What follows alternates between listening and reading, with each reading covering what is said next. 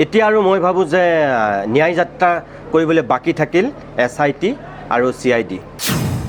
এতিয়া তেওঁলোকে ন্যায় যাত্ৰা কৰিবলৈ বাকী আছে, তাতকৈ বেলেগ ক'বলগীয়া একো নাই। আচৰিত হৈছোঁ মই এইটোৱেই যে পীযুষ হাজৰিকাই, জয়ন্ত মল্ল বৰুৱাই বা পবিত্ৰ মাৰ্ঘেৰিটাহঁতে সেই ন্যায় যাত্ৰাত অংশগ্ৰহণ কৰি পেলাই কৈছে যে আমি চৰকাৰৰ ওচৰত দাবী জনাইছোঁ যে জুবিন গাৰ্গে ন্যায় পাবই লাগিব। ৱাহ, এইটো মই কাণে ঠিকেই শুনিছোঁনে? মই নিজকে সুধি চাইছোঁ যেতিয়া মই তেওঁলোকৰ মুখত এনেধৰণৰ বাক্য দেখিছোঁ।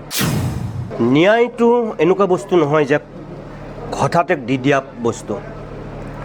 মই নিজেও জাষ্টিছ ফৰ জুবিন মই নিজেও কৈ আছোঁ, কিন্তু লগতে মই এইটো আশা কৰোঁ যে তদন্ত প্ৰক্ৰিয়াটো যিহেতু শেষ হোৱা নাই, আমি তদন্ত প্ৰক্ৰিয়াটোলৈ লোৱা উচিত।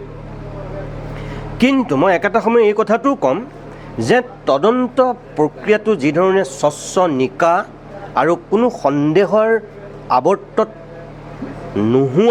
নুসুমোৱাকৈ যি গতিত আগবাঢ়িব লাগিছিল, মানুহৰ তাত এতিয়া সন্দেহ হৈছে।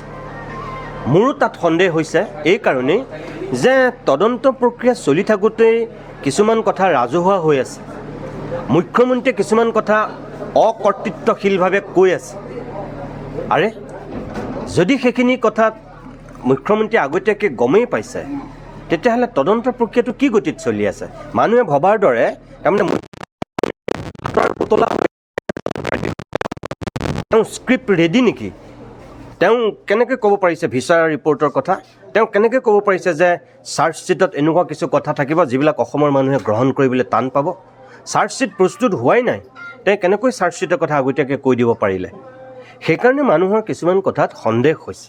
মই ভাবোঁ সেইবিলাকৰ কাৰণেই এই গোটেই তদন্ত প্ৰক্ৰিয়াটোৰ প্ৰতি মানুহৰ কিছু প্ৰশ্নৰ উদয় হৈছে, যিটো হ'ব নালাগিছিল। তথাপিও মই ক'ম যে আমি অকণমান ধৈৰ্য ধৰাটো উচিত, আমি বাট চোৱাটো উচিত। আৰু যদি সঁচাকৈয়ে SIT আমাক তদন্ত উচিত ন্যায় নিদিয়ে, তেতিয়াহ'লেতো মই ভাবোঁ যে অসমৰ মানুহে ইতিমধ্যে যি ন্যায় দিব লাগে, যিটো জাষ্টিছ জুবিনক দিব লাগে, সেইটো দিবৰ কাৰণে অসমৰ মানুহ সাজু, আৰু সেইটোৱে হ'ব। আৰু মুখ্যমন্ত্ৰীটো কৈ থৈছে যে SITৰ তদন্তত যদি অসমৰ মানুহ সুখী নহয়, তেতিয়াহ'লে তেওঁ CBI তদন্ত দিম বুলি কৈ থৈছে। দেখা যাওক এতিয়া। কিন্তু এইটো ঠিক যে যিমানে পলম কৰি গৈ থাকিব, সিমানে কিন্তু ন্যায়টো অলপ সুদূৰ পৰাহত হ'ব। সেইটোৱে দুৰ্ভাগ্যজনক। বিজেপিৰ যিটো ন্যায় যাত্ৰা, তাত মুখ্যমন্ত্ৰীৰ পৰা আৰম্ভ কৰি দিলীপ শইকীয়াৰ পৰা আৰম্ভ কৰি প্ৰত্যেকগৰাকী মন্ত্ৰী, সাংসদ, কেন্দ্ৰীয় ৰাজ্যিক মন্ত্ৰীলৈকে অংশগ্ৰহণ কৰি যিবিলাক কথা কৈছে, এতিয়া আৰু মই ভাবোঁ যে ন্যায় যাত্ৰা কৰিবলৈ বাকী থাকিল SIT আৰু CID। এতিয়া তেওঁলোকে ন্যায় যাত্ৰা কৰিবলৈ বাকী আছে, তাতকৈ বেলেগ ক'বলগীয়া একো নাই। আচৰিত হৈছোঁ মই এইটোৱেই যে পীযুষ হাজৰিকাই, জয়ন্ত মল্ল বৰুৱাই বা পবিত্ৰ মাৰ্ঘেৰিটাহঁতে সেই ন্যায় যাত্ৰাত অংশগ্ৰহণ কৰি পেলাই কৈছে যে আমি চৰকাৰৰ ওচৰত দাবী জনাইছোঁ যে জুবিন গাৰ্গে ন্যায় পাবই লাগিব। ৱাহ, এইটো মই কাণে ঠিকেই শুনিছোঁনে? মই নিজকে সুধি চাইছোঁ যেতিয়া মই তেওঁলোকৰ মুখত এনেধৰণৰ বাক্য দেখিছোঁ। এইটো কি বাক্য কৈছে তেওঁলোকে? চৰকাৰ কোনে চলাইছে? চৰকাৰ কাৰ?